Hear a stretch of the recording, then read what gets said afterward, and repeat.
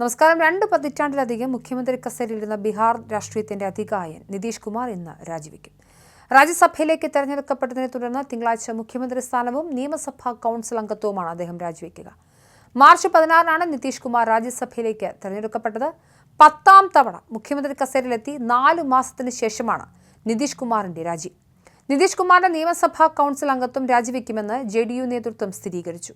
Rajya Sabha MP ആയതിന് പിന്നാലെ സംസ്ഥാന സർക്കാർ തലപ്പത്തു നിന്നും സ്ഥാനമൊഴിയാൻ നിതീഷ് കുമാർ മടിക്കുന്നുവെന്ന ഊഹാപോഹങ്ങൾ വർദ്ധിക്കുന്നതിനിടെയാണ് രാജിപ്രഖ്യാപനം.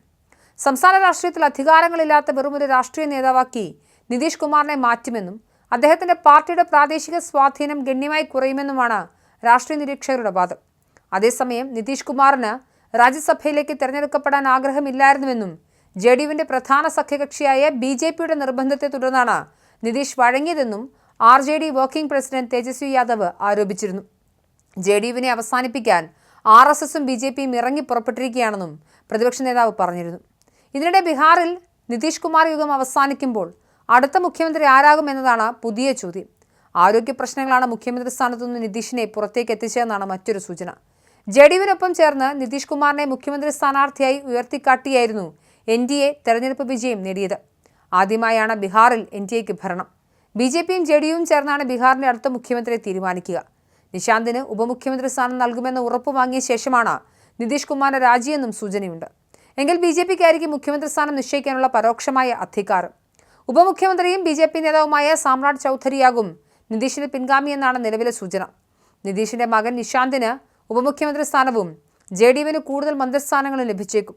എന്നാൽ നിശാന്ത് കുമാർ സജീവ രാഷ്ട്രീയത്തിലേക്ക് ഇറങ്ങിയതോടെ നിരവധി JDU നേതാക്കൾ അദ്ദേഹത്തെ മുഖ്യമന്ത്രിയായി ഉയർത്തിക്കൊണ്ടുവരണമെന്ന വാദവും ഉന്നയിക്കുന്നുണ്ട്. മുഖ്യമന്ത്രിയാകാൻ എല്ലാ യോഗ്യതകളും ഉണ്ടെന്നാണ് അവർ ഉന്നയിക്കുന്ന അവകാശവാദം.